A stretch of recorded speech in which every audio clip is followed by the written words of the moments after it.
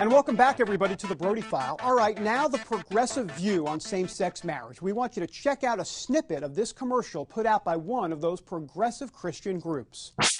For once, I can say, this is mine, you can't take it.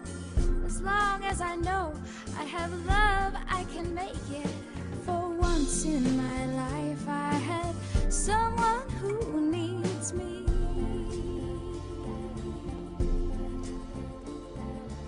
Welcome, everyone. Conservative evangelicals, they're probably breaking out in hives over that ad. Well, let me introduce you now to Pastor Joseph Tolton of Rivers of Rehoboth Church in New York City. He supports gay marriage, and he recently made the trek down from the Big Apple to the big Brody File studios.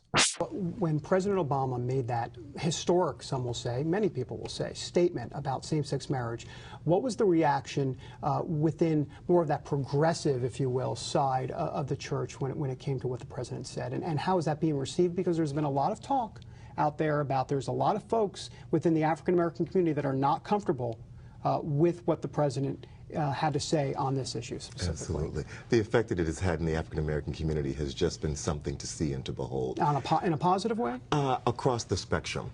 From a positive perspective, it has really unleashed a fire within progressive African-Americans who have been very silent. Mainline African-Americans, more liberal African-Americans who are Baptist or even evangelical. They now feel emboldened to stand up and to actually claim their particular perspective around the issues of human sexuality and particularly marriage equality. And so I think that that's a great blessing, and you've seen a progressive base begin to establish.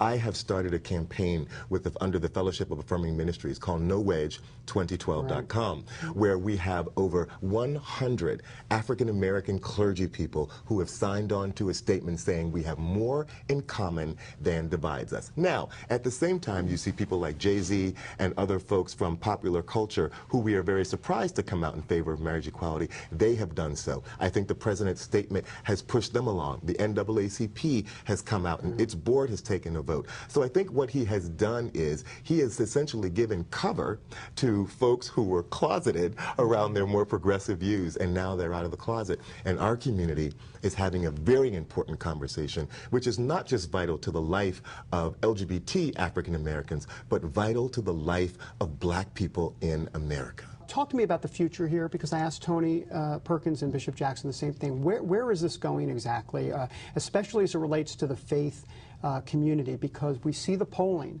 and the polling suggests that indeed more people are feeling more comfortable with same-sex marriage. That is a real threat to conservative evangelicals in this country. What's your message to them? There's a far bigger threat. Diana Butler Bass has done amazing research which speaks to the fact that millennials are extremely discontented with Christianity as they understand it. And they are not going to embrace strident and didactic philosophies which are built on a premise of exclusion.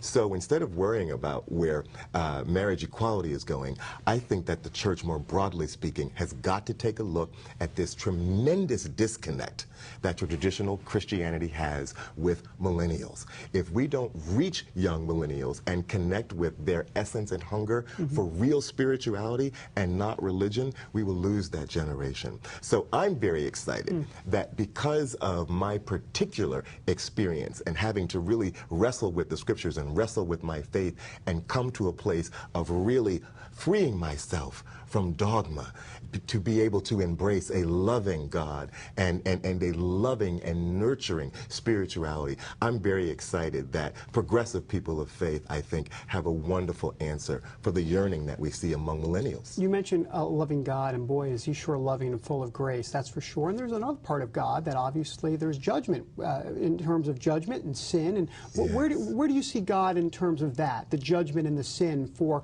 if not homosexuality, what then exactly? Murder? I mean, where is the list exactly? How does it morph into how you see the Bible? We either act out of love or we act out of fear. And when we act out of fear, we act from a place that does not reflect the love of God. And so what sin is, it is the absence of love. Sin is a zone where God does not exist. The Bible says that righteousness exalts a people, but sin is a reproach to any nation. I absolutely believe that when our behaviors come from a place of fear and we enter a zone where there is no love, that God is not in that place, but God extends God's mercy and God's grace that we might move from that place of fear to a place of love. That's Pastor Tolton here on the Brody File. We're back in a moment with a few final comments.